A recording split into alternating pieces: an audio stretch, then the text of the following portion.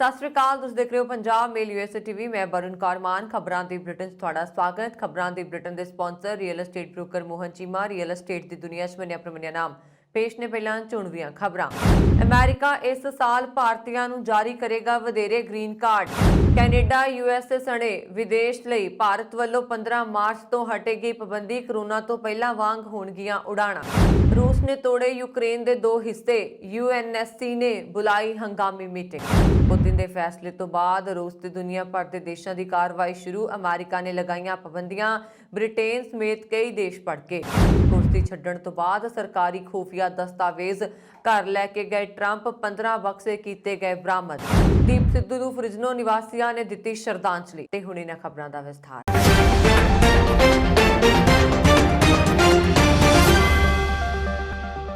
संयुक्त राज्य अमेरिका इस साल ज्यादा भारतीयों को रोजगार आधारित ग्रीन कार्ड उपलब्ध करवाएगा। अमेरिकी नागरिकता ते इमीग्रेशन सेवा मुताबक इस साल उच्च तरजीह श्रेणियां तहत भारतीयों लिए ज्यादा वीजा उपलब्ध होंगे।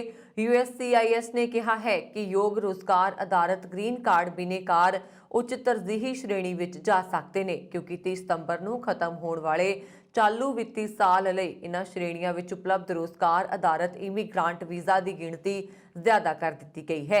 ਵਿੱਤੀ ਸਾਲ 2022 ਲਈ ਸਾਰੀਆਂ ਰੋਜ਼ਗਾਰ ਆਧਾਰਿਤ ਸਾਲਾਨਾ ਹੱਦ ਆਮ ਵੱਲੋਂ ਲਗਭਗ ਦੁੱਗਣੀ ਹੈ, ਕਿਉਂਕਿ ਇਸ ਹੱਦ ਵਿੱਚ ਵਿੱਤੀ ਸਾਲ 2021 ਤੋਂ ਸਾਰੇ ਬਿਨਾਂ ਇਸਤੇਮਾਲ ਦੇ ਫੈਮਿਲੀ ਸਪਾਂਸਰਡ ਵੀਜ਼ਾ ਸੰਖਿਆ ਸ਼ਾਮਲ ਹੈ, जो लगभग 1,40,000 सी। योग बिनेकार अपनी स्थिति ਨੂੰ ਤਰਜੀਹੀ ਕਰਮਚਾਰੀ ਜਾਂ ਦੂਜੇ ਐਡਵਾਂਸਡ ਡਿਗਰੀ ਜਾਂ ਅਸਾਧਾਰਨ ਯੋਗਤਾ ਵਾਲੇ ਕੰਮਾਂ 'ਚ ਨੌਨ ਸਿਟੀਜ਼ਨ ਲਈ ਫਾਈਲ ਕਰ ਸਕਦੇ ਨੇ। ਭਾਰਤੀ ਨਾਗਰਿਕਾਂ ਨੂੰ ਬਿਨੇਕਾਰਾਂ ਦੀ ਵੱਧ ਸੰਖਿਆ ਕਾਰਨ ਰੋਜ਼ਗਾਰ ਆਧਾਰਿਤ ਗ੍ਰੀਨ ਕਾਰਡ ਲਈ ਸਭ ਤੋਂ ਲੰਬੇ ਸਮੇਂ ਤੱਕ ਉਡੀਕ ਸਮੇਂ ਦਾ ਸਾਹਮਣਾ ਕਰਨਾ ਪੈਂਦਾ ਹੈ। immigration.com ਦੇ managing attorney Rajiv S Khanna ਨੇ ਕਿਹਾ ਹੈ ਕਿ ਇਹ ਉਹਨਾਂ ਲੋਕਾਂ ਲਈ ਕਾਫੀ ਫਾਇਦੇਮੰਦ ਹੋਵੇਗਾ जो कई सालों तो इंतजार कर रहे हैं। असीं उम्मीद कर रहे हाँ कि जेकर वो तेजी नाल अगे वधदे ने तां बहुत सारे लोग EB2 श्रेणी तहत अपने ग्रीन कार्ड प्राप्त कर सकते हैं। बीते समय कई लोगों ने अपनियां एप्लीकेशनस नूं EB2 तो EB3 विच डाउनग्रेड कर दिता सी, क्योंकि वो श्रेणी तेजी नाल अगे वध रही सी। ਉਹ ਹੁਣ ਵਾਪਸ EB2 ਵਿੱਚ ਅਪਗ੍ਰੇਡ ਕਰ ਸਕਦੇ ਨੇ।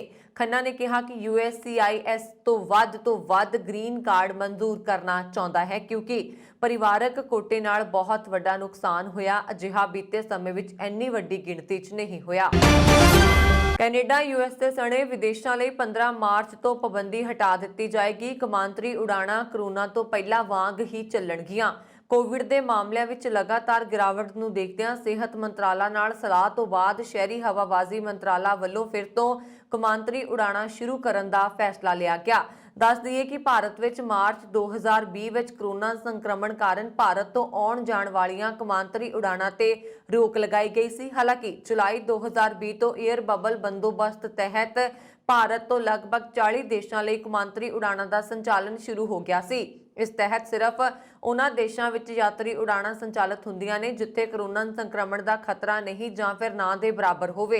ਇਸ ਤੋਂ ਪਹਿਲਾਂ DGCA ਨੇ 26 ਨਵੰਬਰ 2021 ਨੂੰ ਕਿਹਾ ਸੀ ਕਿ ਭਾਰਤ ਤੋਂ ਆਉਣ ਜਾਣ ਵਾਲੀ ਨਿਯਮਿਤ ਕੌਮਾਂਤਰੀ ਉਡਾਣਾਂ 15 ਦਸੰਬਰ ਤੋਂ ਬਹਾਲ ਹੋ ਜਾਣਗੀਆਂ, ਪਰ ਇਸ ਦੇ ਅਗਲੇ ਦਿਨ ਪ੍ਰਧਾਨ ਮੰਤਰੀ ਨਰਿੰਦਰ ਮੋਦੀ ਨੇ ਕਰੋਨਾ ਸੰਕਰਮਣ ਦੀ ਸਥਿਤੀ ਦੀ ਸਮੀਖਿਆ ਕੀਤੀ।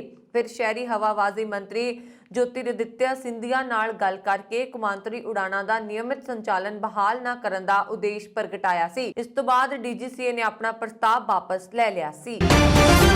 रूस ਵੱਲੋਂ यूक्रेन ਦੇ 2 ਖੇਤਰਾਂ ਨੂੰ ਵੱਖਰੇ ਦੇਸ਼ਾਂ ਵਜੋਂ ਮਾਨਤਾ ਦੇਣ ਤੋਂ ਬਾਅਦ ਸਾਰੇ ਸਮੀਕਰਨ ਉਲਟ ਗਏ ਨੇ। ਇਸ ਨੂੰ ਜੰਗ ਟਾਲਣ ਦੀਆਂ ਕੋਸ਼ਿਸ਼ਾਂ ਲਈ ਵੀ ਝਟਕਾ ਮੰਨਿਆ ਜਾ ਰਿਹਾ। ਇਸ ਦੌਰਾਨ ਸੰਯੁਕਤ ਰਾਸ਼ਟਰ ਸੁਰੱਖਿਆ ਪਰਿਸ਼ਦ ਨੇ ਇਸ ਮੁੱਦੇ ਤੇ ਹੰਗਾਮੀ ਮੀਟਿੰਗ ਕੀਤੀ। सोमवार रात ਨੂੰ ਹੋਈ ਇਸ बैठक ਵਿੱਚ रूस ਦੇ कदम ਅਤੇ ਇਸ ਦੇ ਸੰਭਾਵਿਤ ਨਤੀਜਿਆਂ ਤੇ ਚਰਚਾ ਕੀਤੀ ਗਈ। ਇਸ ਦੇ ਨਾਲ ਹੀ यूक्रेन ਦੀਆਂ ਚਿੰਤਾਵਾਂ ਤੇ ਵੀ ਚਰਚਾ ਕੀਤੀ ਗਈ। रूस ਦੇ ਰਾਸ਼ਟਰਪਤੀ ਵਲਾਦੀਮੀਰ ਪੁਤਿਨ ਦੁਆਰਾ यूक्रेन ਦੇ ਖਤਰੇ ਨੂੰ ਇੱਕ ਵੱਖਰੇ ਦੇਸ਼ ਵਜੋਂ ਮਾਨਤਾ ਦੇਣ ਦੇ ਐਲਾਨ ਤੋਂ ਬਾਅਦ यूक्रेन ਅਮਰੀਕਾ ਅਤੇ 6 ਹੋਰ ਦੇਸ਼ਾਂ ਨੇ UNSC ਨੂੰ ਮਿਲਣ ਲਈ ਬੇਨਤੀ ਕੀਤੀ ਹੈ, ਜਿਸ ਤੋਂ ਬਾਅਦ ਹੰਗਾਮੀ ਮੀਟਿੰਗ ਬੁਲਾਈ ਗਈ। ਹੁਣ ਇਸ ਮੁੱਦੇ ਤੇ ਖੁੱਲੀ ਮੀਟਿੰਗ ਕੀਤੀ ਜਾਏਗੀ, ਜਿਸ ਵਿੱਚ ਭਾਰਤ ਵੀ ਬਿਆਨ ਦੇਗਾ। UNSC ਦੀ बैठक तो बाद ਇਹ ਮੰਨਿਆ ਜਾ ਰਿਹਾ ਕਿ ਸੰਯੁਕਤ ਰਾਸ਼ਟਰ ਕੋਈ ਕਾਰਵਾਈ ਜਾਂ ਸਖਤ ਬਿਆਨ ਨਹੀਂ ਦੇਗਾ, ਕਿਉਂਕਿ रूस ਕੋਲ ਵੀਟੋ ਪਾਵਰ है।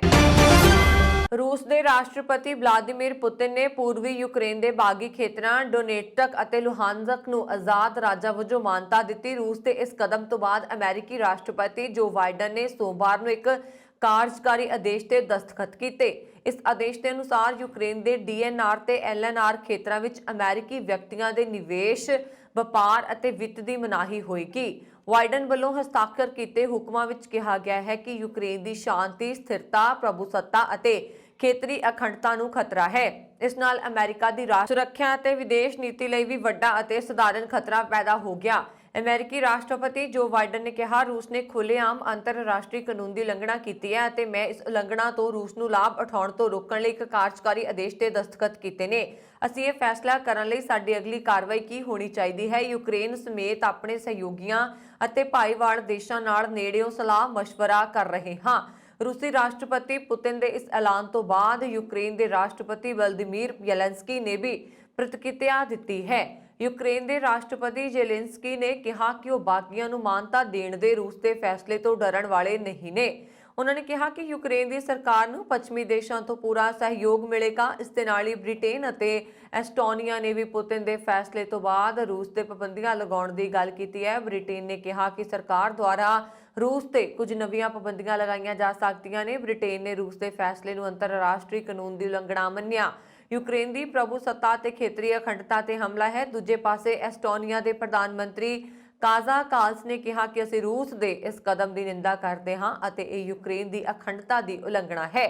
ਰੂਸ ਕੂਟਨੀਤਿਕ ਦਰਵਾਜ਼ੇ ਬੰਦ ਕਰਕੇ ਜੰਗ ਦਾ ਬਹਾਨਾ ਬਣਾ ਰਿਹਾ। ਯੂਰੋਪੀਅਨ ਯੂਨੀਅਨ ਦੇ ਪ੍ਰਧਾਨ ਅਤੇ ਯੂਰੋਪੀਅਨ ਕਮਿਸ਼ਨ ਦੇ ਪ੍ਰਧਾਨ ਨੇ ਵੀ ਇੱਕ ਸਾਂਝਾ ਬਿਆਨ ਜਾਰੀ ਕਰਕੇ ਰੂਸ ਦੇ ਫੈਸਲੇ ਦੀ ਸਖਤ ਆਲੋਚਨਾ ਕੀਤੀ ਹੈ। ਸਾਂਝੇ ਬਿਆਨ ਵਿੱਚ ਕਿਹਾ ਗਿਆ ਕਿ ਰੂਸ ਦਾ ਇਹ ਕਦਮ ਅੰਤਰਰਾਸ਼ਟਰੀ ਕਾਨੂੰਨ ਦੇ ਨਾਲ-ਨਾਲ ਮਿਨਸਕ ਸਮਝੌਤੇ ਦੀ ਵੀ ਉਲੰਘਣਾ ਕਰਦਾ ਹੈ। ਅਮਰੀਕਾ ਦੇ ਸਾਬਕਾ ਰਾਸ਼ਟਰਪਤੀ ਡੋਨਾਲਡ ਟਰੰਪ ਦੇ ਨਿਵਾਸ ਤੇ ਰੱਖੇ ਗਏ ਵਾਈਟ ਹਾਊਸ ਦੇ ਦਸਤਾਵੇਜ਼ਾਂ ਦੇ 15 ਬਕਸਿਆਂ ਵਿੱਚ ਰਾਸ਼ਟਰੀ ਸੁਰੱਖਿਆ ਨਾਲ ਜੁੜੀਆਂ ਖੂਫੀਆ ਜਾਣਕਾਰੀ ਸੀ। ਇਸ ਦੇਸ਼ ਦੇ ਰਾਸ਼ਟਰੀ ਪੁਰਾਲੇਖ ਅਤੇ ਦਸਤਾਵੇਜ਼ ਪ੍ਰਸ਼ਾਸਨ ਨੇ ਇਹ ਜਾਣਕਾਰੀ ਦਿੱਤੀ ਹੈ। ਏਜੰਸੀ ਨੇ ਕਿਹਾ ਕਿ ਨਿਆਂ ਮੰਤਰਾਲੇ ਨੂੰ ਇਸ ਮਾਮਲੇ ਤੋਂ ਜਾਣੂ ਕਰਵਾ ਦਿੱਤਾ ਗਿਆ ਹੈ। ਨਿਗਰਾਨੀ ਅਤੇ ਸੁਧਾਰ ਬਾਰੇ ਹਾਊਸ ਆਫ ਰਿਪਰੈਜ਼ੈਂਟੇਟਿਵ ਕਮੇਟੀ ਨੂੰ 9 ਫਰਵਰੀ ਨੂੰ ਭੇਜੇ ਪੱਤਰ ਦੇ ਜਵਾਬ ਵਿੱਚ ਨੈਸ਼ਨਲ ਆਰਕਾਈਵਜ਼ ਨੇ ਰਿਪੋਰਟ ਦੀ ਪੁਸ਼ਟੀ ਕੀਤੀ ਹੈ ਕਿ ਟਰੰਪ ਵੱਲੋਂ ਲੰਘੀ ਜਨਵਰੀ 2021 ਵਿੱਚ ਆਪਣਾ ਅਹੁਦਾ ਛੱਡਣ ਤੋਂ ਬਾਅਦ ਸਰਕਾਰੀ ਦਸਤਾਵੇਜ਼ ਨੂੰ ਆਪਣੇ ਨਾਲ ਫਲੋਰੀਡਾ ਲੈ ਗਏ ਸਨ। ਬੀਤੇ ਸਾਲ ਦੌਰਾਨ ਭਾਰਤ ਵਿੱਚ ਸਰਕਾਰ ਵੱਲੋਂ ਕਿਸਾਨੀ ਸੰਬੰਧੀ ਪਾਸ ਕੀਤੇ 3 ਕਾਲੇ ਕਾਨੂੰਨਾਂ ਦੇ ਖਿਲਾਫ ਲੋਕਾਂ ਦੁਆਰਾ ਕੀਤੀ ਵਿਰੋਧਤਾ ਅਤੇ ਸੰਘਰਸ਼ ਨੇ ਬਹੁਤ ਸਾਰੇ ਨਵੇਂ ਲੀਡਰਾਂ ਨੂੰ ਜਨਮ ਦਿੱਤਾ। ਇਸ ਸੰਘਰਸ਼ ਵਿੱਚ ਜਿੱਥੇ ਹਰ ਕਿੱਤੇ ਨਾਲ ਸੰਬੰਧਿਤ ਲੋਕਾਂ ਨੇ ਡਟ ਕੇ ਸਾਥ ਦਿੱਤਾ, ਉੱਥੇ ਕਈ ਲੀਡਰ ਆਪਣੇ ਸਵਾਰਥ ਹਿੱਤ ਮੋਰਚੇ ਵਿੱਚ ਸ਼ਾਮਲ ਹੋ ਜਾ ਘਰ ਦੀ 4 ਦੀਵਾਰੀ ਅੰਦਰ ਰਹਿੰਦਿਆਂ ਅਖਬਾਰਾਂ ਅਤੇ ਸੋਸ਼ਲ ਮੀਡੀਆ ਦੀਆਂ ਸੁਰਖੀਆਂ ਹੇਠ ਆਪਣਾ ਨਾਂ ਚਮਕਾਉਣ ਵਿੱਚ ਲੱਗੇ ਰਹੇ। ਇਸ ਸੰਘਰਸ਼ ਨੇ ਬਹੁਤ ਜਾਨਾਂ ਵੀ ਲਈਆਂ। ਉਹ ਜਾਨ ਸੰਘਰਸ਼ ਵਿੱਚ ਸ਼ਾਮਲ ਲੋਕਾਂ ਨੂੰ ਕਿਸੇ ਬਿਮਾਰੀ ਜਾਂ ਹੋਰ ਹਾਦਸੇ ਦੌਰਾਨ ਹੋਈ, ਪਰ ਉਹ ਕਿਸਾਨੀ ਸੰਘਰਸ਼ ਲਈ ਸ਼ਹੀਦ ਹੋਏ। ਪੰਜਾਬ ਦੀ ਨੌਜਵਾਨੀ ਨੂੰ ਨਸ਼ਿਆਂ ਤੋਂ ਦੂਰ ਸੰਘਰਸ਼ ਵਿੱਚ ਸ਼ਾਮਲ ਕਰਨ ਵਾਲੇ ਨੌਜਵਾਨ ਆਗੂ ਦੀਪ ਸਿੱਧੂ ਵੀ ਅਜਿਹੀ ਹੀ ਇੱਕ ਸ਼ਖਸੀਅਤ ਦੇ ਮਾਲਕ ਸਨ ਜੋ ਨੌਜਵਾਨਾਂ ਲਈ ਪ੍ਰੇਰਨਾ ਸਰੋਤ ਬਣਿਆ। ਆਪਣੇ ਸੰਬੰਧੀ ਬਹੁਤ ਸਾਰੇ ਵਿਰੋਧਾਂ ਦੇ ਬਾਵਜੂਦ ਵੀ ਆਪਣੀ ਜੰਗ ਜਾਰੀ ਰੱਖੀ, ਪਰ ਬੀਤੇ ਦਿਨੀ ਹੋਏ ਸੜਕ ਹਾਦਸੇ ਦੌਰਾਨ ਉਸ ਦੀ ਮੌਤ ਨੂੰ ਸਿਆਸੀ ਕਤਲ ਦੱਸਿਆ ਗਿਆ। ਉਹ ਨੌਜਵਾਨ ਪੀੜ੍ਹੀ ਦਾ ਹਰਮਨ ਪਿਆਰਾ ਆਗੂ ਸੀ ਜਿਸ ਦੀ ਮਿਸਾਲ ਦੁਨੀਆ ਭਰ ਵਿੱਚ ਉਸ ਦੀ ਯਾਦ ਅੰਦਰ ਸਮਾਗਮ ਹੋ ਰਹੇ ਨੇ। ਕੈਲੀਫੋਰਨੀਆ ਦੇ ਸ਼ਹਿਰ ਫ੍ਰਿਜ਼ਨੋ ਦੇ ਸ਼ਹੀਦ ਜਸਵੰਤ ਸਿੰਘ ਖਾਲੜਾ ਪਾਰਕ ਵਿਖੇ ਵੀ ਦੀਪ ਸਿੱਧੂ ਨੂੰ ਯਾਦ ਕਰਦੇ ਹੋਏ ਇੱਕ ਵਿਸ਼ੇਸ਼ ਸਮਾਗਮ ਕਰਵਾਇਆ ਗਿਆ, ਜਿੱਥੇ ਹਾਜ਼ਰ ਸ਼ਖਸੀਅਤਾਂ ਨੇ ਉਸ ਦੀ ਸੋਚ ਤੇ ਚੱਲਣ ਅਤੇ ਅੱਗੇ ਤੋਰਨ ਦੀ ਵਚਨਬੱਧਤਾ ਪ੍ਰਗਟਾਈ। ਸਮੁੰਦਰ ਵਿੱਚ ਤਾਰੀਆਂ ਲਾ ਰਹੇ ਲੋਕਾਂ ਨੂੰ ਹੱਥਾਂ ਪੈਰਾਂ ਦੀ ਪੈ ਗਈ ਜਦੋਂ ਉੱਪਰੋਂ ਲੰਘ ਰਿਹਾ ਇੱਕ ਹੈਲੀਕਾਪਟਰ ਅਚਾਨਕ ਬੇਕਾਬੂ ਹੋ ਕੇ ਪਾਣੀ ਵਿੱਚ ਆ ਡਿੱਗਿਆ। ਇਹ ਘਟਨਾ ਅਮਰੀਕਾ ਦੇ ਫਲੋਰੀਡਾ ਸੂਬੇ ਵਿੱਚ ਵਾਪਰੀ, ਜਿੱਥੇ ਮਿਆਮੀ ਦੇ ਇੱਕ ਬੀਚ ਤੇ ਲੋਕ ਧੁੱਪ ਸੇਕ ਰਹੇ ਸਨ ਜਦਕਿ ਕੁਝ ਲੋਕ ਸਮੁੰਦਰ ਵਿੱਚ ਤੈਰਾਕੀ ਕਰ ਰਹੇ ਸਨ। ਮਿਆਮੀ ਬੀਚ ਪੁਲਿਸ ਨੇ ਦੱਸਿਆ ਕਿ ਸ਼ਨੀਚਰਵਾਰ ਬਾਅਦ ਦੁਪਹਿਰ ਸਾਊਥ ਵਿਓ ਇਲਾਕੇ ਵਿੱਚ ਇੱਕ ਹੈਲੀਕਾਪਟਰ ਡਿੱਗਣ ਦੀ ਇਤਲਾਹ ਮਿਲੀ। ਅਮਰੀਕਾ ਦੇ ਸਾਬਕਾ ਰਾਸ਼ਟਰਪਤੀ ਡੋਨਾਲਡ ਟਰੰਪ ਦੇ ਸਾਬਕਾ ਰਾਸ਼ਟਰੀ ਸੁਰੱਖਿਆ ਸਹਾਇਕ ਰਹੇ ਭਾਰਤੀ ਅਮਰੀਕੀ ਕਾਸ਼ ਪਟੇਲ ਨੇ ਕਿਹਾ ਹੈ ਕਿ ਮੌਜੂਦਾ ਰਾਸ਼ਟਰਪਤੀ ਜੋ ਬਾਈਡਨ ਦੇ ਪ੍ਰਸ਼ਾਸਨ ਵਿੱਚ ਅਮਰੀਕਾ ਅਤੇ ਭਾਰਤ ਵਿਚਾਲੇ ਸੰਬੰਧ ਕਮਜ਼ੋਰ ਹੋਏ ਨੇ। ਪਟੇਲ ਸਾਬਕਾ ਟਰੰਪ ਪ੍ਰਸ਼ਾਸਨ ਦੇ ਆਖਰੀ ਕੁਝ ਹਫ਼ਤਿਆਂ ਦੌਰਾਨ ਅਮਰੀਕਾ ਦੇ ਕਾਰਜਕਾਰੀ ਰੱਖਿਆ ਸਕੱਤਰ ਦੇ ਚੀਫ ਆਫ ਸਟਾਫ ਰਹੇ ਨੇ। ਪਟੇਲ ਨੇ ਪੀਟੀਆਈ ਨੂੰ ਇੱਕ ਇੰਟਰਵਿਊ ਵਿੱਚ ਕਿਹਾ ਕਿ ਸਾਬਕਾ ਰਾਸ਼ਟਰਪਤੀ ਡੋਨਾਲਡ ਟਰੰਪ ਦੇ 2024 ਵਿੱਚ ਮੁੜ ਚੋਣ ਲੜਨ ਦੀ ਚੰਗੀ ਸੰਭਾਵਨਾ ਹੈ। ਉਹਨਾਂ ਨੇ ਕਿਹਾ ਕਿ ਬਾਈਡਨ ਪ੍ਰਸ਼ਾਸਨ ਦੇ ਅਧੀਨ ਦੁਬੱਲੇ ਸੰਬੰਧ ਵਿਗੜ ਗਏ ਨੇ। ਪੈਂਟਾਗਨ ਦੇ ਸਾਬਕਾ ਚੀਫ ਆਫ ਸਟਾਫ ਸਤੰਬਰ 2019 ਅਤੇ ਫਰਵਰੀ 2020 ਵਿੱਚ ਹਿਊਸਟਨ ਅਤੇ ਅਹਿਮਦਾਬਾਦ ਵਿੱਚ ਟਰੰਪ ਅਤੇ ਪ੍ਰਧਾਨ ਮੰਤਰੀ ਨਰਿੰਦਰ ਮੋਦੀ ਦੀਆਂ ਰੈਲੀਆਂ ਵਿੱਚ ਸ਼ਾਮਲ ਹੋਏ। ਪਟੇਲ ਨੇ ਕਿਹਾ ਕਿ ਸੰਬੰਧ ਕਮਜ਼ੋਰ ਹੋ ਗਏ ਨੇ। ਰਾਸ਼ਟਰਪਤੀ ਟਰੰਪ ਅਤੇ ਪ੍ਰਧਾਨ ਮੰਤਰੀ ਮੋਦੀ ਦਾ ਅਸਾਧਾਰਨ ਰਿਸ਼ਤਾ ਰਿਹਾ ਹੈ ਅਤੇ ਉਹ ਨਾ ਸਿਰਫ ਭਾਰਤੀ ਸਰਹੱਦ ਤੇ ਸਗੋਂ ਵਿਸ਼ਵ ਪੱਧਰ ਤੇ ਚੀਨ ਦੇ ਹਮਲਾਵਰ ਰੁਖ ਵਰਗੀਆਂ ਚੀਜ਼ਾਂ ਨਾਲ ਨਜਿੱਠਣ ਲਈ ਮਿਲ ਕੇ ਕੰਮ ਕਰ ਰਹੇ ਸਨ। ਉਹ ਅੱਤਵਾਦ ਵਿਰੋਧੀ ਮਾਮਲਿਆਂ ਤੇ ਬੰਦਕ ਵਰਗੇ ਹਾਲਾਤ ਤੇ ਪਾਕਿਸਤਾਨ ਤੇ ਵੀ ਮਿਲ ਕੇ ਕੰਮ ਕਰ ਰਹੇ ਸਨ। ਕੈਨੇਡਾ ਦੀ ਸੰਸਦ ਨੇ ਪ੍ਰਧਾਨ ਮੰਤਰੀ ਜਸਟਿਨ ਟਰੂਡੋ ਦੇ ਐਮਰਜੈਂਸੀ ਘੋਸ਼ਣਾ ਨੂੰ ਬਰਕਰਾਰ ਰੱਖਣ ਲਈ ਵੋਟ ਦਿੱਤੀ ਹੈ, ਜੋ ਸਰਕਾਰ ਨੂੰ ਟੀਕਾ ਵਿਰੋਧੀ ਆਦੇਸ਼ ਅਤੇ ਸਰਕਾਰ ਵਿਰੋਧੀ ਪ੍ਰਦਰਸ਼ਨਾਂ ਦੇ ਜਵਾਬ ਵਿੱਚ ਵਿਆਪਕ ਸ਼ਕਤੀਆਂ ਪ੍ਰਦਾਨ ਕਰਦੀ ਹੈ। ਹਾਊਸ ਆਫ ਕਾਮਨਸ ਦੇ ਸੋਮਵਾਰ ਨੂੰ ਐਮਰਜੈਂਸੀ ਦੀ ਘੋਸ਼ਣਾ ਦੀ ਪੁਸ਼ਟੀ ਕਰਨ ਲਈ 185 ਦੇ ਮੁਕਾਬਲੇ 151 ਵੋਟਾਂ ਪਾਈਆਂ, ਜਿਸ ਨਾਲ ਟਰੂਡੋ ਦੀ ਘੱਟ ਗਿਣਤੀ ਲਿਬਰਲ ਸਰਕਾਰ ਨੂੰ ਚੋਣਾਂ ਦੀਆਂ ਧਮਕੀਆਂ ਵਿਚਕਾਰ ਖੱਬੇ ਪੱਖੀ ਨਿਊ ਡੈਮੋਕ੍ਰੈਟਿਕ ਪਾਰਟੀ ਤੋਂ ਲੋੜੀਂਦਾ ਸਮਰਥਨ ਪ੍ਰਾਪਤ ਹੋਇਆ। ਇਹ ਘੋਸ਼ਣਾ ਫੈਡਰਲ ਸਰਕਾਰ ਨੂੰ ਕਾਨੂੰਨ ਲਾਗੂ ਕਰਨ ਅਤੇ ਵਿੱਤੀ ਉਪਾਵਾਂ ਰਾਹੀਂ ਪ੍ਰਦਰਸ਼ਨਕਾਰੀਆਂ ਤੇ ਸ਼ਿਕੰਜਾ ਕੱਸਣ ਲਈ ਨਵੀਆਂ ਸ਼ਕਤੀਆਂ ਪ੍ਰਦਾਨ ਕਰਦੀ ਹੈ, ਜੋ ਕੈਨੇਡੀਅਨ ਵਿੱਤੀ ਸੰਸਥਾਵਾਂ ਨੂੰ ਅਸਥਾਈ ਤੌਰ ਤੇ ਵਿੱਤੀ ਸੇਵਾਵਾਂ ਪ੍ਰਦਾਨ ਕਰਨਾ ਬੰਦ ਕਰਨ ਦੀ ਆਗਿਆ ਦਿੰਦੀ ਹੈ, ਜਿੱਥੇ ਪ੍ਰਦਾਤਾ ਨੂੰ ਸ਼ੱਕ ਹੁੰਦਾ ਹੈ ਕਿ ਪ੍ਰਦਰਸ਼ਨਾਂ ਲਈ ਫੰਡ ਦੇਣ ਲਈ ਇੱਕ ਖਾਤਾ ਵਰਤਿਆ ਜਾ ਰਿਹਾ ਹੈ। ਇਸ ਘੋਸ਼ਣਾ ਤੇ ਕਾਫੀ ਪ੍ਰਤੀਕਿਰਿਆ ਦਿੱਤੀ ਗਈ ਹੈ, ਕਿਉਂਕਿ ਕੈਨੇਡੀਅਨ ਸਿਵਲ ਲਿਬਰਟੀਜ਼ ਐਸੋਸੀਏਸ਼ਨ, ਪ੍ਰੀਮੀਅਰਾਂ ਅਤੇ ਰਾਜਨੀਤਿਕ ਪਾਰਟੀਆਂ ਸਮੇਤ ਕਈ ਨਾਗਰਿਕ ਸੁਤੰਤਰਤਾ ਸੰਗਠਨਾਂ ਨੇ ਇਸ ਫੈਸਲੇ ਨੂੰ ਸਰਕਾਰੀ ਓਵਰਰੀਚ ਵਜੋਂ ਨਕਾਰਿਆ ਹੈ। ਪਾਰਲੀਮੈਂਟ ਵਿੱਚ ਘੋਸ਼ਣਾ ਦੇ ਵਿਰੋਧ ਦੀ ਅਗਵਾਈ ਕੰਜ਼ਰਵੇਟਿਵ ਪਾਰਟੀ ਦੁਆਰਾ ਕੀਤੀ ਗਈ, ਜਿਸ ਨੇ ਦਲੀਲ ਦਿੱਤੀ ਕਿ ਸਰਕਾਰ ਦੀ ਹੱਦਬੰਦੀ ਦੇ ਦੋਸ਼ਾਂ ਤੋਂ ਇਲਾਵਾ ਕਾਨੂੰਨ ਲਾਗੂ ਕਰਨ ਵਾਲਿਆਂ ਦੁਆਰਾ ਆਜ਼ਾਦੀ ਦੇ ਕਾਫਲੇ ਨੂੰ ਓਟਾਵਾ ਤੋਂ ਬਾਹਰ ਧੱਕੇ ਜਾਣ ਤੋਂ ਬਾਅਦ ਉਪਮਾਵਾਂ ਦੀ ਜ਼ਰੂਰਤ ਚੁੱਪ ਹੋ ਗਈ ਸੀ। ਸੋਮਵਾਰ ਦੀ VOTING ਤੋਂ ਪਹਿਲਾਂ ਟਰੂਡੋ ਸਰਕਾਰ ਨੇ ਸੰਕੇਤ ਦਿੱਤਾ ਕਿ ਇਹ ਭਰੋਸੇ ਦਾ ਸਵਾਲ ਹੋਏਗਾ। ਗੌਰਤਲਬ ਹੈ ਕਿ ਕੈਨੇਡਾ ਭਰ ਵਿੱਚ ਵਿਰੋਧ ਦੀ ਲਹਿਰ ਜਨਵਰੀ ਦੇ ਅੱਧ ਵਿੱਚ ਸ਼ੁਰੂ ਹੋਈ, ਜਦੋਂ ਹਜ਼ਾਰਾਂ ਟਰੱਕ ਡਰਾਈਵਰ ਅਤੇ ਹੋਰ ਪ੍ਰਦਰਸ਼ਨਕਾਰੀ US ਕੈਨੇਡਾ ਸਰਹੱਦ ਪਾਰ ਕਰਨ ਵਾਲੇ ਟਰੱਕਾਂ ਲਈ ਵੈਕਸੀਨ ਦੇ ਹੁਕਮਾਂ ਦਾ ਸਖਤ ਵਿਰੋਧ ਪ੍ਰਗਟ ਕਰਨ ਲਈ ਓਟਾਵਾ ਵਿੱਚ ਇਕੱਠੇ ਹੋਏ। ਉਦੋਂ ਤੋਂ ਵਿਰੋਧ ਸਰਕਾਰ ਵਿਰੋਧੀ ਪ੍ਰਦਰਸ਼ਨਾਂ ਦੇ ਰੂਪ ਵਿੱਚ ਵਿਕਸਿਤ ਹੋਇਆ, ਜਿਸ ਵਿੱਚ ਵਿਭਿੰਨ ਸਮੂਹ ਟਰੂਡੋ ਦੇ ਵਿਰੋਧ ਵਿੱਚ ਇਕਜੁੱਟ ਹੋਏ। ਟਰੂਡੋ ਦੇ ਵਿਰੋਧ ਵਿੱਚ ਵੱਖ-ਵੱਖ ਸਮੂਹਾਂ ਦੇ ਇਕਜੁੱਟ ਹੋਣ ਨਾਲ ਵਿਰੋਧ ਪ੍ਰਦਰਸ਼ਨ ਇੱਕ ਸਰਕਾਰ ਪ੍ਰਦਰਸ਼ਨ ਵਿੱਚ ਬਦਲ ਗਿਆ। ਦੁਨੀਆ ਭਰ ਦੀਆਂ ਵੱਖ-ਵੱਖ ਸੰਸਥਾਵਾਂ, ਖਾਸ ਕਰਕੇ ਭਾਰਤ ਅਤੇ ਸੰਯੁਕਤ ਰਾਜ ਅਮਰੀਕਾ ਨੇ ਕੋਵਿਡ ਦੇ 19 ਸੀਮਾਵਾਂ ਦਾ ਵਿਰੋਧ ਕਰ ਰਹੇ ਟਰੱਕ ਡਰਾਈਵਰਾਂ ਨੂੰ ਦਬਾਉਣ ਲਈ ਸੰਘੀ ਐਮਰਜੈਂਸੀ ਸ਼ਕਤੀਆਂ ਦੀ ਮੰਗ ਕਰਨ ਲਈ ਕੈਨੇਡੀਅਨ ਪ੍ਰਧਾਨ ਮੰਤਰੀ ਜਸਟਿਨ ਟਰੂਡੋ ਨੂੰ ਝਾੜ ਪਾਈ। ਓਟਾਵਾ ਰੋਡਵੇਜ਼ ਨੂੰ ਰੋਕਣ ਵਾਲੇ ਕਾਫਲੇ ਦੀ ਸਹਾਇਤਾ ਕਰਨ ਵਾਲੇ $100 ਦੇ ਦਾਨ ਨਾਲ ਜੁੜੇ ਹੋਣ ਤੋਂ ਬਾਅਦ ਕਾਨੂੰਨ ਨੂੰ ਲਾਗੂ ਕਰਨ ਦੀ ਇੰਚਾਰਜ ਓਨਟਾਰੀਓ ਮੰਤਰਾਲੇ ਦੀ ਸੰਚਾਰ ਮੁਖੀ ਨੂੰ ਬਰਖਾਸਤ ਕਰ ਦਿੱਤਾ ਗਿਆ।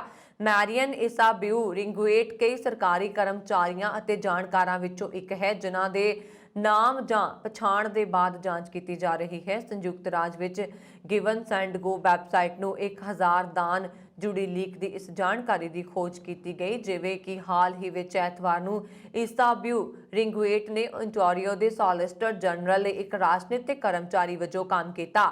ਇੱਕ ਅਜਿਹੀ ਪੋਸਟ ਜੋ ਸੂਬੇ ਵਿੱਚ ਪੁਲਿਸ ਅਤੇ ਹੋਰ ਕਾਨੂੰਨ ਲਾਗੂ ਕਰਨ ਨੂੰ ਕੰਟਰੋਲ ਕਰਦੀ ਹੈ। ਇੱਥੋਂ ਤੱਕ ਕਿ ਕੈਨੇਡਾ ਵਿੱਚ ਨਾਕਾਬੰਦੀ ਕਰਨ ਵਾਲੇ ਨਾਬਾਲਗ ਦੁਨੀਆ ਦੇ ਬੈਂਕ ਖਾਤੇ ਜ਼ਬਤ ਹੋਣ ਦਾ ਖਤਰਾ ਹੈ ਜੇਕਰ ਉਹ ਦਾਨ ਕਰਨਾ ਜਾਰੀ ਰੱਖਦੇ ਨੇ। ਕੈਨੇਡੀਅਨ ਪ੍ਰਧਾਨ ਮੰਤਰੀ ਜਸਟਿਨ ਟਰੂਡੋ ਨੇ ਖੁੱਲ੍ਹ ਕੇ ਭਾਰਤੀ ਕਿਸਾਨਾਂ ਦੇ ਵਿਰੋਧ ਦਾ ਸਮਰਥਨ ਕੀਤਾ ਅਤੇ ਹਮਦਰਦੀ ਪ੍ਰਗਟਾਈ ਸੀ, ਪਰ ਉਹ ਆਪਣੇ ਦੇਸ਼ ਵਿੱਚ ਓਟਾਵਾ ਟਰੱਕ ਡਰਾਈਵਰਾਂ ਦੇ ਧਰਨੇ ਤੇ ਸਖਤੀ ਕਰ ਰਹੇ ਨੇ। ਫਲੋਰੀਡਾ ਵਿੱਚ ਇੱਕ ਔਰਤ ਨੇ ਆਪਣੇ ਪਤੀ ਦੀ ਬੇਰਹਿਮੀ ਨਾਲ ਹੱਤਿਆ ਕਰ ਦਿੱਤੀ। ਪੁਲਿਸ ਅਨੁਸਾਰ ਸ਼ੱਕੀ ਦੋਸ਼ੀ 61 ਸਾਲਾ ਜੌਨ ਬਰੂਕ ਨਾਮੀ ਔਰਤ ਨੇ ਆਪਣੇ ਪਤੀ ਉੱਪਰ ਚਾਕੂ ਨਾਲ 140 ਵਾਰ ਕੀਤੇ। ਉਸ ਵਿਰੁੱਧ ਫਸਟ ਡਿਗਰੀ ਹੱਤਿਆ ਦਾ ਮਾਮਲਾ ਦਰਜ ਕੀਤਾ ਗਿਆ ਹੈ ਤੇ ਪੁਲਿਸ ਹਿਰਾਸਤ ਵਿੱਚ ਹੈ। ਉਸ ਦੀ ਪੇਸ਼ੀ ਵੀਡੀਓ ਕਾਨਫਰੰਸ ਰਾਹੀਂ ਪਾਮ ਬੀਚ ਕਾਉਂਟੀ ਜੱਜ ਅੱਗੇ ਹੋਈ। ਜੌਨ ਦੇ ਪੁੱਤਰ ਵੱਲੋਂ ਫੋਨ ਕਰਨ ਤੇ ਪੁਲਿਸ ਮੌਕੇ ਉੱਪਰ ਪੁੱਜੀ। ਉਸਨੇ ਪੁਲਿਸ ਨੂੰ ਦੱਸਿਆ ਕਿ ਜਦੋਂ ਉਹ ਕੰਮ ਤੋਂ ਘਰ ਪੁੱਜਾ ਤਾਂ ਉਸਨੇ ਆਪਣੇ ਮਤਰੇਏ ਬਾਪ ਮੈਲਵਿਨ ਦੀ ਖੂਨ ਨਾਲ ਲੱਥਪੱਥ ਲਾਸ਼ ਰਸੋਈ ਵਿੱਚ ਪਈ ਵੇਖੀ ਤੇ ਘਰ ਵਿੱਚ ਕੇਵਲ ਉਸਦੀ ਮਾਂ ਜੌਨ ਸੀ। ਪੁਲਿਸ ਅਨੁਸਾਰ ਮ੍ਰਿਤਕ ਦੇ ਸਰੀਰ ਉੱਪਰ ਚਾਕੂ ਦੇ ਕਈ ਜ਼ਖਮ ਸਨ। ਪੁਲਿਸ ਨੇ 2 ਚਾਕੂ ਤੇ ਇੱਕ ਮੀਟ ਕੱਟਣ ਵਾਲਾ ਵੱਡਾ ਕਾਪਾ ਵੀ ਬਰਾਮਦ ਕੀਤਾ। ਪੋਸਟਮਾਰਟਮ ਦੀ ਰਿਪੋਰਟ ਵਿੱਚ ਕਿਹਾ ਗਿਆ ਹੈ ਕਿ ਮ੍ਰਿਤਕ ਦੇ ਸਰੀਰ ਉੱਪਰ ਚਾਕੂਆਂ ਦੇ 140 ਜ਼ਖਮ ਸਨ ਤੇ ਉਸਦੇ ਸਿਰ ਉੱਪਰ ਵੀ ਵਾਰ ਕੀਤਾ ਗਿਆ। ਹੱਤਿਆ ਦਾ ਕਾਰਨ ਸਪਸ਼ਟ ਨਹੀਂ ਹੋ ਸਕਿਆ। ਪੀੜਤ ਪਰਿਵਾਰ ਦਾ ਕਹਿਣਾ ਹੈ ਕਿ ਮ੍ਰਿਤਕ ਬਿਮਾਰ ਸੀ ਤੇ ਸਰੀਰਕ ਤੌਰ ਤੇ ਅਪਾਹਜ ਸੀ। ਰੂਸ ਨੇ ਯੂਕਰੇਨ ਦੇ 2 ਸੂਬਿਆਂ ਲੁਹਾਨਸਕ ਡੋਨੇਟਸਕ ਨੂੰ ਆਜ਼ਾਦ ਦੇਸ਼ ਵਜੋਂ ਮਾਨਤਾ ਦੇਣ ਦਾ ਐਲਾਨ ਤਾਂ ਕੀਤਾ। ਰੂਸ ਦੇ ਇਸ ਫੈਸਲੇ ਨਾਲ ਪੱਛਮੀ ਦੇਸ਼ਾਂ ਦੇ ਰੂਸ ਤੇ ਯੂਕਰੇਨ ਤੇ ਹਮਲੇ ਦੇ ਡਰ ਦੇ ਵਿਚਕਾਰ ਤਣਾਅ ਹੋਰ ਵੱਧ ਗਿਆ। ਯੂਕਰੇਨ ਦੇ ਰਾਸ਼ਟਰਪਤੀ ਵਲਾਦੀਮੀਰ ਨੇ ਇਸ ਫੈਸਲੇ ਤੇ ਸਖਤ ਪ੍ਰਤੀਕਿਰਿਆ ਦਿੱਤੀ ਹੈ। ਉਹਨਾਂ ਨੇ ਦੋਗਲੇ ਸ਼ਬਦਾਂ ਵਿੱਚ ਕਿਹਾ ਕਿ ਅਸੀਂ ਡਰਨ ਵਾਲੇ ਨਹੀਂ ਹਾਂ। ਉਹਨਾਂ ਨੇ ਕਿਹਾ ਜ਼ੇਲੈਂਸਕੀ ਨੂੰ ਅਜੇ ਵੀ ਪੱਛਮ ਤੋਂ ਸਪਸ਼ਟ ਸਮਰਥਨ ਦੀ ਉਮੀਦ ਹੈ। ਰੂਸ ਦੇ ਇਸ ਫੈਸਲੇ ਤੇ ਅਮਰੀਕਾ ਤੋਂ ਵੀ ਪ੍ਰਤੀਕਿਰਿਆ ਆਈ। ਵਾਈਟ ਹਾਊਸ ਦੇ ਪ੍ਰੈਸ ਸਕੱਤਰ ਜੇਨ ਸਾਕੀ ਨੇ ਕਿਹਾ ਕਿ ਰਾਸ਼ਟਰਪਤੀ ਜੋ ਬਾਈਡਨ ਜਲਦੀ ਹੀ ਅਮਰੀਕੀ ਨਾਗਰਿਕਾਂ ਨੂੰ ਲੁਹਾਨਸਕ ਅਤੇ ਡੋਨੇਟਕ ਖੇਤਰਾਂ ਵਿੱਚ ਨਿਵੇਸ਼ ਕਰਨ ਤੋਂ ਰੋਕਣ ਲਈ ਆਦੇਸ਼ ਜਾਰੀ ਕਰਨਗੇ। ਪੁਤਿਨ ਨੇ ਰਾਸ਼ਟਰੀ ਸੁਰੱਖਿਆ ਪ੍ਰੀਸ਼ਦ ਦੀ ਬੈਠਕ ਤੋਂ ਬਾਅਦ ਇਹ ਘੋਸ਼ਣਾ ਕੀਤੀ, ਜਿਸ ਨਾਲ ਮਾਸਕੋ ਸਮਰਥਿਤ ਬਾਗੀਆਂ ਅਤੇ ਯੂਕਰੇਨੀ ਬਲਾਂ ਵਿਚਕਾਰ ਸੰਘਰਸ਼ ਲਈ ਰੂਸ ਨੂੰ ਖੁੱਲ੍ਹੇ ਤੌਰ ਤੇ ਬਲ ਅਤੇ ਹਥਿਆਰ ਭੇਜਣ ਦਾ ਰਾਹ ਪੱਧਰਾ ਹੋ ਗਿਆ। ਪੱਛਮੀ ਦੇਸ਼ਾਂ ਨੂੰ ਡਰ ਹੈ ਕਿ ਰੂਸ ਕਿਸੇ ਵੀ ਸਮੇਂ ਯੂਕਰੇਨ ਤੇ ਹਮਲਾ ਕਰ ਸਕਦਾ ਹੈ ਅਤੇ ਹਮਲੇ ਦੇ ਬਹਾਨੇ ਪੂਰਬੀ ਯੂਕਰੇਨ ਵਿੱਚ ਝੜਪਾਂ ਦੀ ਵਰਤੋਂ ਕਰ ਸਕਦਾ ਹੈ। ਭਾਰਤ ਨੇ ਸੰਯੁਕਤ ਰਾਸ਼ਟਰ ਸੁਰੱਖਿਆ ਪਰਿਸ਼ਦ ਵਿੱਚ ਯੂਕਰੇਨ ਸੰਕਟ ਨੂੰ ਲੈ ਕੇ ਸੱਦੀ ਗਈ ਐਮਰਜੈਂਸੀ ਬੈਠਕ ਵਿੱਚ ਸਾਰੇ ਪੱਖਾਂ ਨੂੰ ਸੰਜਮ ਵਰਤਣ ਦੀ ਅਪੀਲ ਕਰਦੇ ਹੋਏ ਕਿਹਾ ਕਿ ਯੂਕਰੇਨ ਅਤੇ ਰੂਸ ਦੀ ਸਰਹੱਦ ਤੇ ਵੱਧਦਾ ਤਣਾਅ ਗੰਭੀਰ ਚਿੰਤਾ ਦਾ ਵਿਸ਼ਾ ਹੈ ਅਤੇ ਇਸ ਨਾਲ ਖਤਰੇ ਦੀ ਸ਼ਾਂਤੀ ਅਤੇ ਸੁਰੱਖਿਆ ਪ੍ਰਭਾਵਿਤ ਹੋ ਸਕਦੀ ਹੈ। ਰਾਸ਼ਟਰ ਵਿੱਚ ਭਾਰਤ ਦੇ ਸਥਾਈ ਪ੍ਰਤੀਨਿਧੀ ਅਤੇ ਰਾਜਦੂਤ TS ਤ੍ਰਿਮੂਰਤੀ ਨੇ ਸੋਮਵਾਰ ਰਾਤ ਨੂੰ ਸੁਰੱਖਿਆ ਪਰਿਸ਼ਦ ਦੀ ਐਮਰਜੈਂਸੀ ਬੈਠਕ ਵਿੱਚ ਕਿਹਾ, ਅਸੀਂ ਯੂਕਰੇਨ ਦੀ ਪੂਰਬੀ ਸਰਹੱਦ ਤੇ ਹੋ ਰਹੀਆਂ ਗਤੀਵਿਧੀਆਂ ਅਤੇ ਰੂਸੀ ਸੰਘੀਆਂ ਵੱਲੋਂ ਇਸ ਸੰਬੰਧ ਵਿੱਚ ਕੀਤੇ ਗਏ ਐਲਾਨ ਸਮੇਤ ਯੂਕਰੇਨ ਸੰਬੰਧੀ ਘਟਨਾਕ੍ਰਮ ਤੇ ਨਜ਼ਰ ਰੱਖੀ ਹੋਈ ਹੈ। ਉਹਨਾਂ ਨੇ ਕਿਹਾ ਕਿ ਰੂਸੀ ਸੰਘੀ ਨਾਲ ਲੱਗੀ ਯੂਕਰੇਨ ਦੀ ਸਰਹੱਦ ਤੇ ਵੱਧਦਾ ਤਣਾਅ ਗੰਭੀਰ ਚਿੰਤਾ ਦਾ ਵਿਸ਼ਾ ਹੈ। ਇਨ੍ਹਾਂ ਚੀਜ਼ਾਂ ਨਾਲ ਖੇਤਰ ਦੀ ਸ਼ਾਂਤੀ ਅਤੇ ਸੁਰੱਖਿਆ ਪ੍ਰਭਾਵਿਤ ਹੋ ਸਕਦੀ ਹੈ। ਭਾਰਤ ਨੇ ਇਸ ਦੇ ਨਾਲ ਹੀ ਸਾਰੇ ਪੱਖਾਂ ਨੂੰ ਸੰਜਮ ਵਰਤਣ ਦੀ ਅਪੀਲ ਵੀ ਕੀਤੀ ਹੈ। ਤ੍ਰਿਮੂਰਤੀ ਨੇ ਕਿਹਾ, ਸਾਰੇ ਦੇਸ਼ਾਂ ਦੇ ਵੈਧ ਸੁਰੱਖਿਆ ਹਿੱਤਾਂ ਨੂੰ ਧਿਆਨ ਵਿੱਚ ਰੱਖਦੇ ਹੋਏ ਤਣਾਅ ਨੂੰ ਘੱਟ ਕਰਨਾ ਅਤੇ ਇਸ ਖੇਤਰ ਅਤੇ ਉਸ ਦੇ ਬਾਹਰ ਲੰਬੇ ਸਮੇਂ ਲਈ ਸ਼ਾਂਤੀ ਅਤੇ ਸਥਿਰਤਾ ਸਥਾਪਿਤ ਕਰਨਾ ਪਹਿਲੀ ਤਰਜੀਹ ਹੈ। ਰੂਸ ਅਤੇ ਪੱਛਮੀ ਦੇਸ਼ਾਂ ਵਿਚਾਲੇ ਵੱਧਦੇ ਤਣਾਅ ਦਰਮਿਆਨ ਚੱਲ ਰਿਹਾ ਸੰਕਟ ਆਪਣੇ ਸਿਖਰ ਤੇ ਪਹੁੰਚ ਗਿਆ। ਇਸ ਦੌਰਾਨ ਭਾਰਤ ਸਰਕਾਰ ਨੇ ਯੂਕਰੇਨ ਤੋਂ ਭਾਰਤੀ ਨਾਗਰਿਕਾਂ ਨੂੰ ਕੱਢਣ ਲਈ ਵੱਡਾ ਫੈਸਲਾ ਲਿਆ। ਭਾਰਤ ਨੇ ਅੱਜ ਤੋਂ ਭਾਰਤ ਯੂਕਰੇਨ ਵਿਚਾਲੇ 3 ਉਡਾਣਾਂ ਸੰਚਾਲਿਤ ਕਰਨ ਦਾ ਫੈਸਲਾ ਕੀਤਾ। ਯੂਕਰੇਨ ਵਿੱਚ ਫਸੇ ਭਾਰਤੀ ਨਾਗਰਿਕਾਂ ਨੂੰ ਵਾਪਸ ਲਿਆਉਣ ਲਈ ਏਅਰ ਇੰਡੀਆ ਦੀ ਇੱਕ ਵਿਸ਼ੇਸ਼ ਉਡਾਣ ਰਵਾਨਾ ਵੀ ਹੋਈ। ਸਵੇਰੇ ਏਅਰ ਇੰਡੀਆ ਦੀ ਵਿਸ਼ੇਸ਼ ਜਹਾਜ਼ ਨੂੰ ਯੂਕਰੇਨ ਲਈ ਰਵਾਨਾ ਕੀਤਾ ਗਿਆ ਸੀ। ਭਾਰਤ ਨੇ ਇਸ ਵਿਸ਼ੇਸ਼ ਆਪਰੇਸ਼ਨ ਲਈ 200 ਤੋਂ ਵੱਧ ਸੀਟਾਂ ਵਾਲਾ ਡ੍ਰੀਮਲਾਈਨਰ B787 ਜਹਾਜ਼ ਤਾਇਨਾਤ ਕੀਤਾ ਹੈ। ਇਹ ਰਾਤ ਦਿੱਲੀ ਵਿੱਚ ਉਤਰਿਆ ਸੀ। ਇਸ ਦੇ ਮੱਦੇਨਜ਼ਰ ਏਅਰ ਇੰਡੀਆ ਨੇ ਟਵੀਟ ਕੀਤਾ ਕਿ 22, 24 ਅਤੇ 26 ਫਰਵਰੀ 2022 ਨੂੰ ਭਾਰਤ ਯੂਕਰੇਨ 3 ਉਡਾਣਾਂ ਦਾ ਸੰਚਾਲਨ ਕਰੇਗਾ। ਏਅਰ ਇੰਡੀਆ ਦੇ ਬੁਕਿੰਗ ਦਫ਼ਤਰਾਂ, ਵੈਬਸਾਈਟ, ਕਾਲ ਸੈਂਟਰਾਂ ਅਤੇ ਅਧਿਕਾਰਤ ਟਰੈਵਲ ਏਜੰਟਾਂ ਰਾਹੀਂ ਬੁਕਿੰਗ ਕਰੇਗਾ। ਇਸ ਸੰਬੰਧੀ ਵਿਦੇਸ਼ ਮੰਤਰਾਲੇ ਵੱਲੋਂ ਐਡਵਾਈਜ਼ਰੀ ਵੀ ਜਾਰੀ ਕੀਤੀ ਗਈ ਹੈ। ਵਿਦੇਸ਼ ਮੰਤਰਾਲੇ ਵੱਲੋਂ ਜਾਰੀ ਐਡਵਾਈਜ਼ਰੀ ਵਿੱਚ ਕਿਹਾ ਗਿਆ ਹੈ ਕਿ ਯੂਕਰੇਨ ਵਿੱਚ ਲਗਾਤਾਰ ਵੱਧਦੇ ਤਣਾਅ ਅਤੇ ਸਥਿਤੀ ਦੀ ਅਨਿਸ਼ਚਿਤਤਾ ਦੇ ਮੱਦੇਨਜ਼ਰ ਵਾਧੂ ਉਡਾਣਾਂ ਦੀ ਵਿਵਸਥਾ ਕੀਤੀ ਗਈ ਹੈ।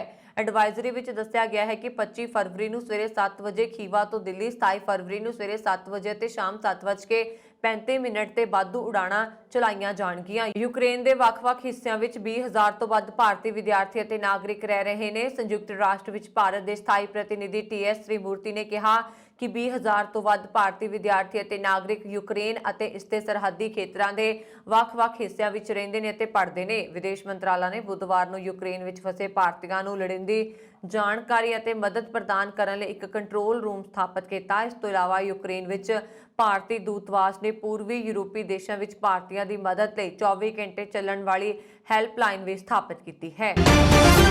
ਪੰਜਾਬ ਚੋਣਾਂ ਵਿੱਚ ਮਤਦਾਨ ਦੀ ਗਿਰਾਵਟ ਦਾ ਇੱਕ ਵੱਡਾ ਕਾਰਨ NRIs ਦਾ ਦਿਲਚਸਪੀ ਨਹੀਂ ਦਿਖਾਉਣਾ ਵੀ ਸਾਹਮਣੇ ਆਇਆ ਹੈ।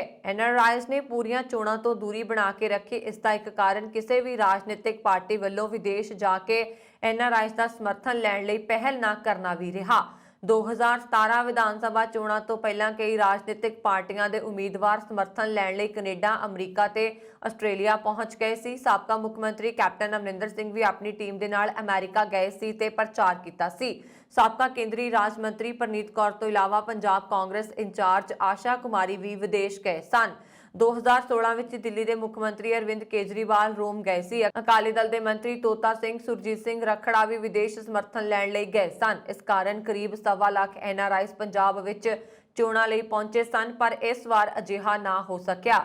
NRIs ਦੀ ਜ਼ਮੀਨ ਤੇ ਘਰਾਂ ਸਮੇਤ ਜਾਇਦਾਦ ਤੇ ਕਬਜ਼ਿਆਂ ਦੇ ਮਾਮਲਿਆਂ ਦਾ ਹੱਲ ਨਹੀਂ ਹੋਇਆ। ਕੋਵਿਡ ਦੇ ਕਾਰਨ ਪੰਜਾਬ ਆਉਣ ਤੋਂ NRIs ਕਤਰਾਉਂਦੇ ਰਹੇ। 에ਅਰ ਟਿਕਟ ਮਹਿੰਗੀ ਹੋਣ ਕਾਰਨ ਵੀ ਨਜ਼ਰ ਆਏ। NRIs ਸਭਾ ਦੇ ਸਾਬਕਾ ਪ੍ਰਧਾਨ ਜਸਵੀਰ ਸਿੰਘ ਗਿੱਲ ਦੀ ਮੰਨੀਏ ਤਾਂ ਪੰਜਾਬ ਭਰ ਤੋਂ 70 ਲੱਖ ਤੋਂ ਜ਼ਿਆਦਾ NRIs ਵਿਦੇਸ਼ ਵਿੱਚ ਬਸੇ ਹੋਏ ਨੇ। ਪਿਛਲੀਆਂ ਚੋਣਾਂ 'ਚ 1,25,000 ਦੇ ਕਰੀਬ NRIs ਪੰਜਾਬ ਆਏ ਸਨ। ਇਨ੍ਹਾਂ 'ਚੋਂ 340 ਨੇ ਹੀ ਵੋਟ ਰਜਿਸਟਰਡ ਕਰਵਾਈ ਸੀ। ਇਨ੍ਹਾਂ ਚੋਣਾਂ 'ਚ 1300 ਨੇ ਵੋਟ ਤਾਂ ਰਜਿਸਟਰ ਕਰਵਾਈ, ਪਰ ਕਰੀਬ 300 NRIs ਨੇ ਹੀ VOTING 'ਚ ਹਿੱਸਾ ਲਿਆ ਸੀ। ਉਹਨਾਂ ਨੇ ਕਿਹਾ ਕਿ NRIs ਵੱਲੋਂ ਮਤਦਾਨ ਵਿੱਚ ਘੱਟ ਹਿੱਸਾ ਲੈਣ ਦਾ ਕਾਰਨ ਉਹਨਾਂ ਨੂੰ ਸਹੂਲਤਾਂ ਨਾਲ ਮਿਲਣਾ ਵੀ ਹੈ। ਪਿਛਲੀਆਂ ਚੋਣਾਂ 'ਚ ਉਹਨਾਂ ਨਾਲ ਕਈ ਵਾਅਦੇ ਕੀਤੇ ਗਏ ਪਰ ਪੂਰੇ ਨਾ ਹੋ ਸਕੇ। ਹਰਿਆਣਾ ਸਰਕਾਰ ਨੇ ਡੇਰਾ ਸੱਚਾ ਸੌਦਾ ਮੁਖੀ ਗੁਰਮੀਤ ਰਾਮ ਰਹੀਮ ਨੂੰ Z+ ਸੁਰੱਖਿਆ ਦਿੱਤੀ ਗਈ ਹੈ। ਸੁਰੱਖਿਆ ਸਰਕਾਰ ਨੇ ਖਾਲਿਸਤਾਨੀਆਂ ਤੋਂ ਜਾਨ ਦਾ ਖਤਰਾ ਦੱਸਦੇ ਹੋਏ ਉਹਨਾਂ ਦੀ ਸੁਰੱਖਿਆ ਵਧਾਈ ਹੈ। ਦੱਸਦੀ ਹੈ ਕਿ ਰਾਮ ਰਹੀਮ ਪੰਜਾਬ ਚੋਣਾਂ ਤੋਂ ਪਹਿਲਾਂ ਰਾਮ ਰਹੀਮ ਨੂੰ ਪੈਰੋਲ ਮਿਲੀ ਹੋਈ ਹੈ। ਉਹ 21 ਦਿਨ ਦੀ ਪੈਰੋਲ ਤੇ ਬਾਹਰ ਆਏ। ਹਰਿਆਣਾ ਸਰਕਾਰ ਨੇ ਸੁਰੱਖਿਆ ਦਾ ਆਧਾਰ ADGP ਦੀ ਰਿਪੋਰਟ ਨੂੰ ਬਣਾਇਆ ਹੈ।